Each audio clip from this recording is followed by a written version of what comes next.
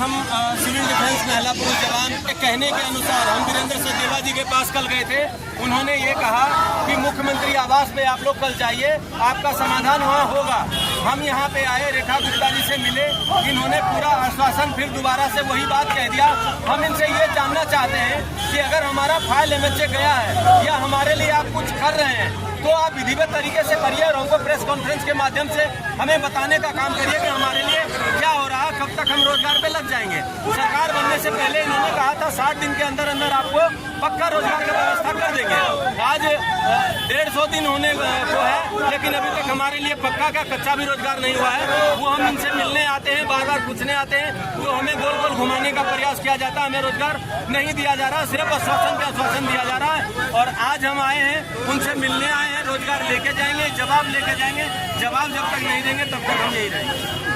दिल्ली सरकार होश में आओ, दिल्ली सरकार होश में आओ, अपने वादे पूरे करो, अपने वादे पूरे करो, पूरे करो, पूरे करो। दिल्ली सरकार होश में आओ, होश में आओ, होश में आओ, अपने वादे पूरे करो, पूरे करो, पूरे करो। 15 में प्रॉपर तरीके से पेपर आउट किया गया, उसमें वैकेंसी निकाला गया कि सिविल डिफेंस के माध्यम से लोगों को लिया जाएगा और दिल्ली के महिलाओं के साथ साथ मोहल्ला मार्शल में उन लोगों को इस्तेमाल किया जाएगा और उस एवज में उन लोगों को डेली बेस पे भत्ता दिया जाएगा। तो हम लोग वहाँ भर्ती हुए, भर्ती होने के बाद हमारा डिप्लॉयमेंट होने लग गया। तो डिप्लॉयमेंट में पूरा कागज प्रोसेस के तहत हम लोग डिप्लॉयमेंट हुए। उसमें हर चीज़ देखा गया, हमारा एजुकेशन देखा गया, हमारा हाइट देखा गया, जो ड्राइवर में लगना था उसके लिए गाड़ी चलवा के देखा गया। उसके बाद जो भी सरकारी कंडीशन थे वो सब कुछ फुलफिल करने के बाद हमारा रोजगार मिला। 10 साल तक हम लोगों ने लगातार, कोई बस मार्शल में, कोई क्या बोलते हैं दिल्ली सरकार के 40 अन्य विभागों में अलग अलग, कोई अधिकारी के साथ, कोई DM के साथ, कोई SDM के साथ, कोई ड्राइवर, कोई PSO, कोई मार्शल, कोई कंप्यूटर ऑपरेटर, इस तरीके से सब कार्यरत थे। 30 साल से भी जो सिविल डिफेंस का हेडक्वार्टर है उसमें लगभग 150-200 लोग 30 साल से लगे हुए थे। वो लोग भी 31/10/2023 को एक नोटिफिकेशन आया जिसमें ये लिखा हुआ था कि दिल्ली के अंदर जो सिविल डिफेंस है इनको ओनली इमरजेंसी में काम लिया जाना चाहिए और जब भी इमरजेंसी आएगा, आपदा आएगा, तब इनको बुला के इनसे काम लिया जाना चाहिए। ये हमारा SOP में है, हमारा संविधान में है सिविल डिफेंस के। तो जब सिविल डिफेंस का संविधान इन्होंने तब नहीं देखा था जब हमको भर्ती किया गया था, उस समय भी हमारा संविधान यही था। सिविल डिफेंस कॉर्प और सिविल डिफेंस वॉलंटियर की लड़ाई इसमें रही है। सिविल डिफेंस कॉर्प कहती है कि हर ज़रूरत पे हम काम कर सकते हैं, पेड या अनपेड।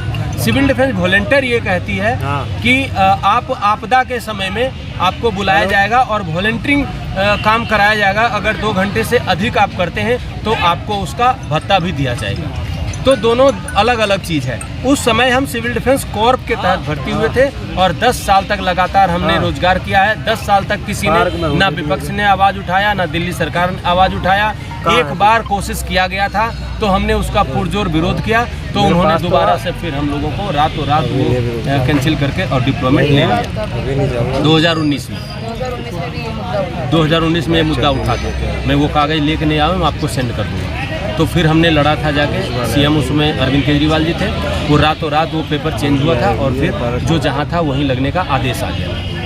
अब दोबारा से क्या हुआ कि ये सब 2 साल से लगातार हम प्रोटेस्ट कर रहे हैं कि 31/10/2023 को उन्होंने बिना किसी नोटिस के, कहीं भी आप जॉब करते हैं तो उससे पहले आपको कोई नोटिस दिया जाता है या कोई बात बताई जाती है कि आपको हम इसलिए निकाल रहे हैं, लेकिन यहाँ कुछ नहीं बताया गया, कोई नोटिस नहीं, कोई कुछ नहीं, कोई भत्ता नहीं एक्स्ट्रा, और सबको निकाल दिया, एकदम बेरोजगार हो गए।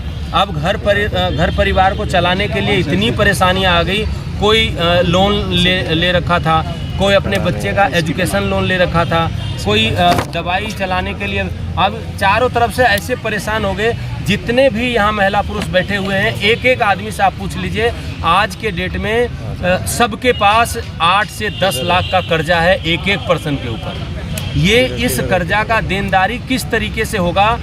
फिर इस सरकार ने, देखिए मेरे पास ये लेटर है, इस सरकार ने जब आम आदमी पार्टी की सरकार थी उसमें ये लेके हमारे लिए मांग विजेंद्र गुप्ता जी ने लेके गए थे कि इन लोगों के लिए ये सब व्यवस्था होना चाहिए। 7 मांग हमारे लिए लेके गए थे वो 5 तारीख को सचिवालय में।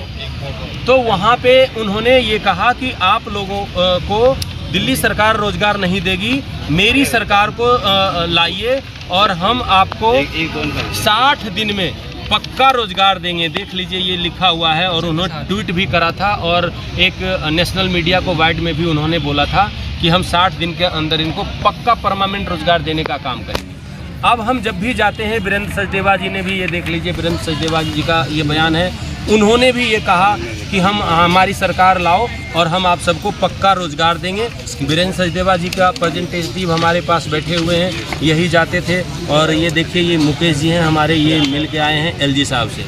एलजी साहब ने बुलाया उस दिन और मिला, बोला 1 सप्ताह में रोजगार दे देंगे, लेकिन आज तक उनका 1 सप्ताह नहीं हुआ, 6 महीने इनसे मिले हुए भी हो गया। अब इस तरीके से ये बयानबाजी, ये देखिए ये पीछे मैं बैठा हुआ हूँ, ये विधानसभा, पूरे विधानसभा, ये सचिवालय, पूरे सचिवालय के अंदर दिल्ली का पूरा कैबिनेट और ये बीजेपी के सारे विधायक एलओपी के साथ वहाँ आए और वहाँ बड़ा हंगामा हुआ और दिल्ली सरकार ने रोजगार देने के लिए तैयार हो गई। और जब वहाँ एलजी साहब के पास वो जाने लगे तब वहाँ जाके एक अलग तरीके का इन्होंने राजनीति हमारे साथ किया और वहाँ भी हमको रोजगार मिलने से रोक दिया। उसके बाद ये देखिए हमारे रोजगार के लिए ये वीरेंद्र सचदेवा जी हैं। आतिशी जी जब मुख्यमंत्री थी तो उनके घर पे ये घेराव किया था और कि इनको रोजगार देना होगा। उसके बाद हम इन लोगों के पास, अब सरकार बनने के बाद जब हम इन लोगों के पास जाते हैं तो ये अलग अलग तरीके से बात करते हैं। और आज तो इतना छोटा बात मुख्यमंत्री जी ने कर दिया। अभी सीएम मैडम से मिले तो उन्होंने ये कह दिया कि आप लोग आम आदमी पार्टी के लोग हो, यहाँ आपने जो हरकत किया वो ठीक नहीं है, लेकिन रोजगार कब देंगे वो नहीं बता रहे हैं। ये रोजगार किस तरीके से हमारा मुहैया कराएंगे, ये सब उन्हीं के वादे हैं और उन्हीं के कहे हुए बात हैं।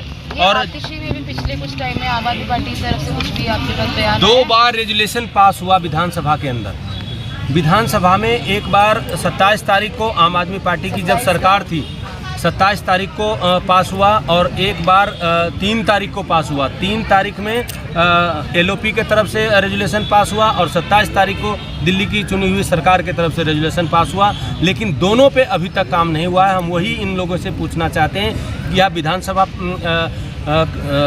आपका झूठा है या सचिवालय झूठा है या इसको चलाने वाले लोग सब झूठे हैं। हम ये जानना चाहते हैं और ये जानने के प्रयास में